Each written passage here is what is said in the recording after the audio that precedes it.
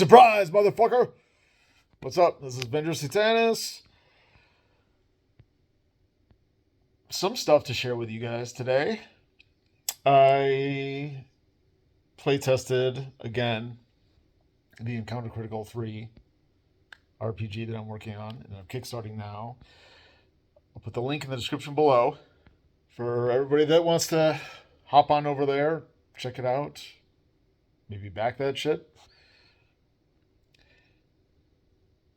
A lot has come out of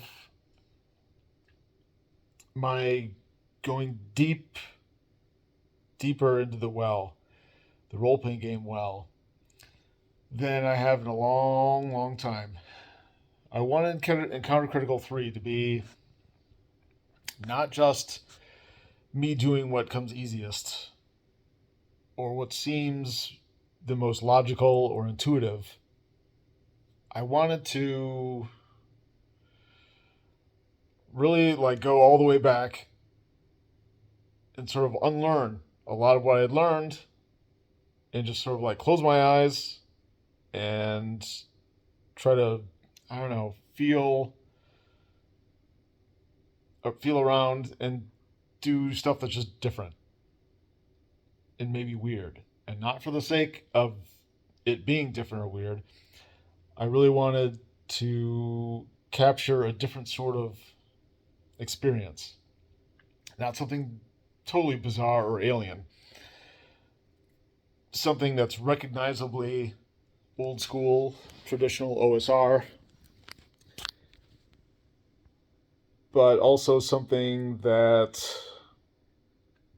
I don't want to say innovative, because it's not, depending on who you ask or what games you played before, it's all derivative.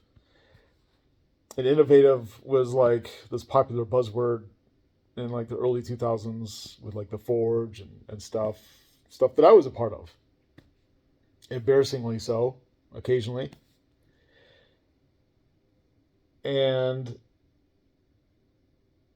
so, yeah, not really innovative, but just stuff that maybe other games, like independent or do-it-yourself type games, have dabbled in or skirted around the edges, or maybe they've mastered.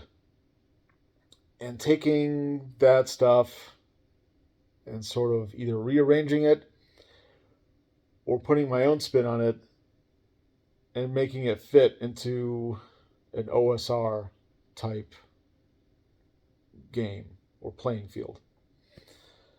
There's a lot of problems with story games, and I will be the first. Hang on, I'm at a weird angle there. Okay, I would be the first to admit that there's a lot of stuff about story games that I don't like, and that I don't want to include in anything. Encounter Critical 3 or anything else. But there are certain things that they're going for that are similar to things that I'm going for, and it's not parallel and it's not perpendicular. We kind of sort of meet at one point and then we go our separate ways. And I think that point is where I'm trying to get at. And presently, I think things are in a really good place. I was extremely frustrated with my own lack of progress a week or 2 weeks ago.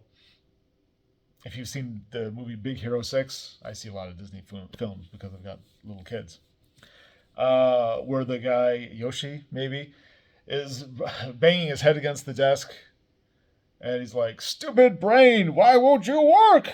Things like that. I was in that mode for days, because I had hit one or several creative blocks, just like I'd hit the wall, a dead end, and I couldn't get past it because I was just too wrapped up in everything I was comfortable with.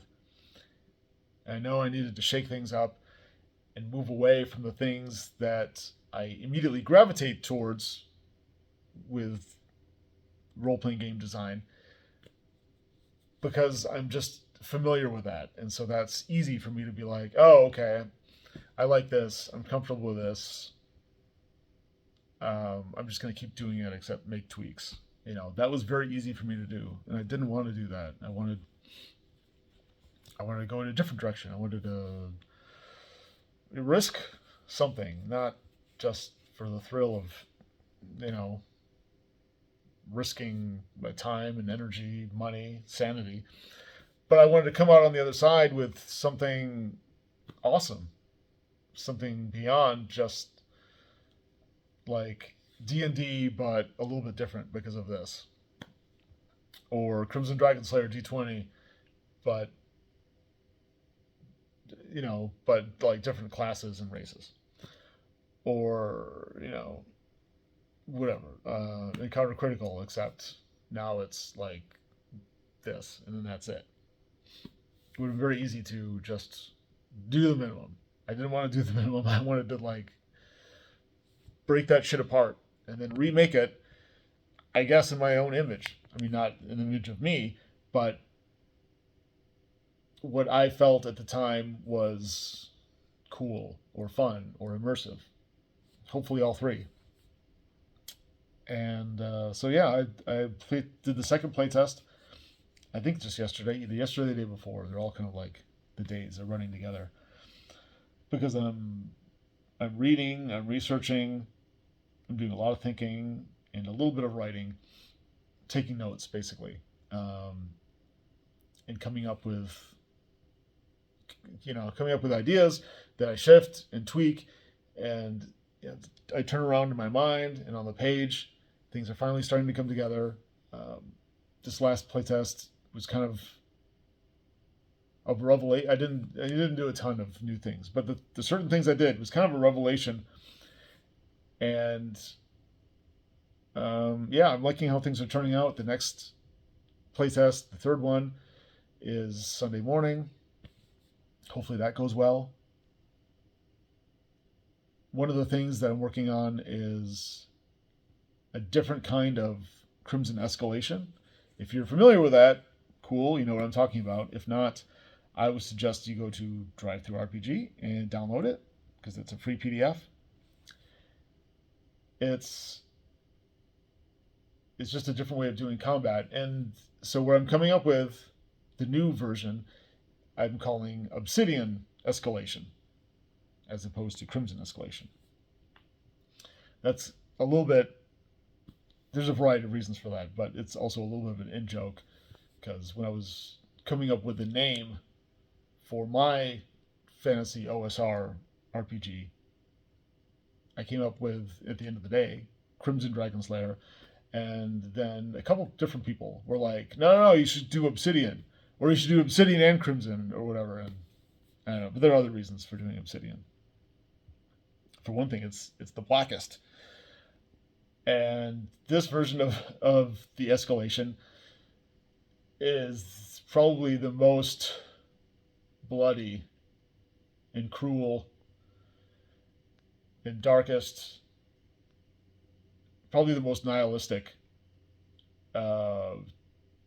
tweak or overlay to combat that I could come up with without just being like 1 in 6 chance of rocks falling and everybody dies. And so we got to play test that out, and I thought that was really cool. I still need a lot more time with it, but I'm liking how things look now. I'm going to release that in the not too distant future as a separate PDF, and that's also going to be inside Encounter Critical 3. So for people that want to get it through the Kickstarter, cool.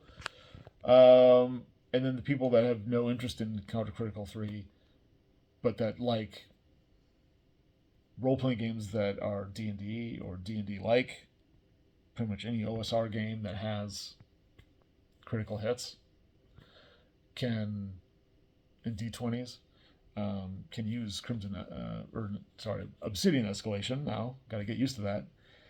And it's not going to be to everybody's taste. It goes a little farther and a little weirder than Crimson Escalation.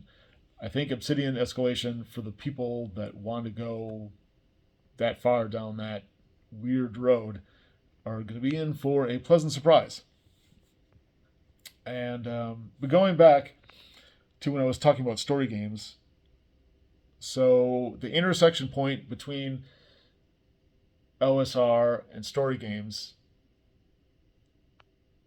I think there's some gray area, and this isn't like an official definition or whatever, but the thing I've been kind of using in the back of my mind to define the direction I'm going in is fiction first. And I'm not going to get into that because this video is already too fucking long. But I just wanted to mention it. And I don't know, you can draw your own conclusions. If you have questions, feel free to ask. I will be putting up a blog post in a day or two. The twins were sick earlier this week. And they're going back to school tomorrow finally because they're back to pretty much healthy now. So that took up a lot of time this week, and I've been trying to budget my time. Like I said, I've been spending a lot of time on research and reading about different games, different ways that people use those games, play reports, just essays on the philosophy of role-playing games and different just aspects and avenues and all kinds of. I've just been trying to immerse myself in a lot of role-playing game industry and hobby and lore that I'm not familiar with or not familiar enough with. And so that's been kind of an eye-opening thing, and that's been taking up a lot of my time, plus, taking care of the kids. So everything is going really slow, but I feel like that slow progress is steady. So that's encouraging. And the third playtest is coming up. Yeah, trying to get a blog post up maybe tomorrow. We'll see if I have time. I should, because all the kids should be in school. Tentacles crossed. And there'll be more information. But I just want to say that things are looking really good. I'm encouraged. Hopefully you are too. Hopefully you back the Kickstarter, or if you don't, tell other people that might be interested. That'd be nice. The more money that comes in, it's all going straight into the project. And most of it is going to be used for artwork. If you want to see awesome artwork by artists like Monstark, or what's that guy's name? Yannick Bouchard? I feel like maybe I'm crossing two artists' names together. Basically, the more cool, awesome, high-level artwork is funded by, Kickstarter. So, the more money that comes in, the better the end product is going to look. And that'd be nice for you and me. So, I encourage other people to buy it. And I need to sell more hardcover books.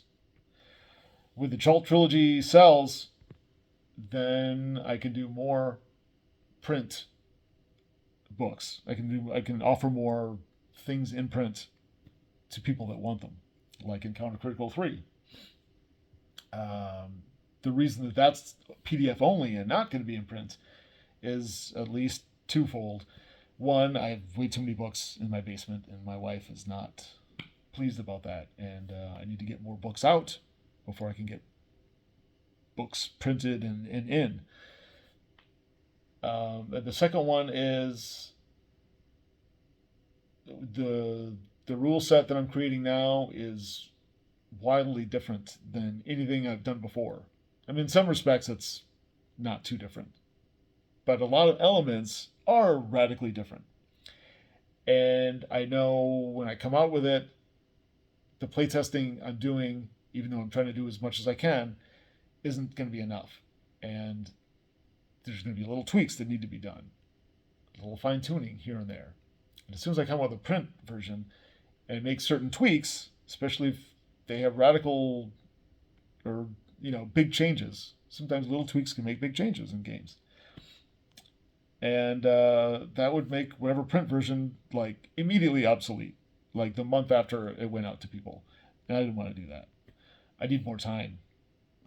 Once this thing is out, say in January, that's the deadline I've given myself. So it'll come out on PDF by January, and I'm sure by March or April, there's going to be a new version, which of course I will automatically update through DriveThruRPG, and you'll get that. If you got the old PDF, you'll have the new PDF. And then in 2024, I want to start working on book number 4 of the Chult trilogy.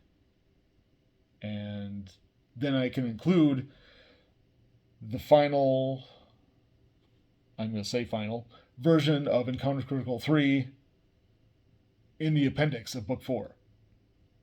I feel that's plenty of time to get the bugs out, to do the fine tuning, the tweaking, and yeah, that should be cool for everybody. And by then, hopefully, I'll have sold enough books so my wife is happy with 500 more books of book 4. Okay, that's it. Feel free to comment, like, subscribe, all that good stuff. We're over 1,000 subscribers. That's awesome. If you want to help me out, Subscribestar, or back to Kickstarter, or buy my books, or please, for the love of God, won't somebody review something?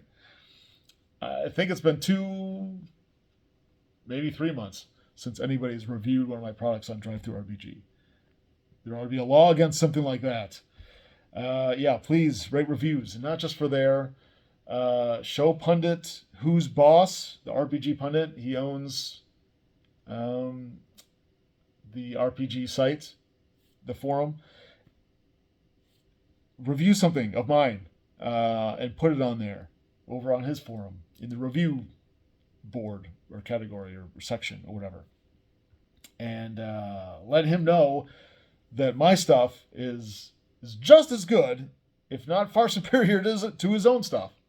He has a lot of cool books. Check those out. Check mine out, and then read and review mine, and put it up on his blog. Not his blog, but his forum, the RPG site. And get things going, because I want to stay productive, and I want to keep making things. And without influence and money and people just being aware of my things, that's not going to happen. So I need you. Venger Satanis needs you. So help me out, review stuff, and everything else. Okay. Have a good weekend.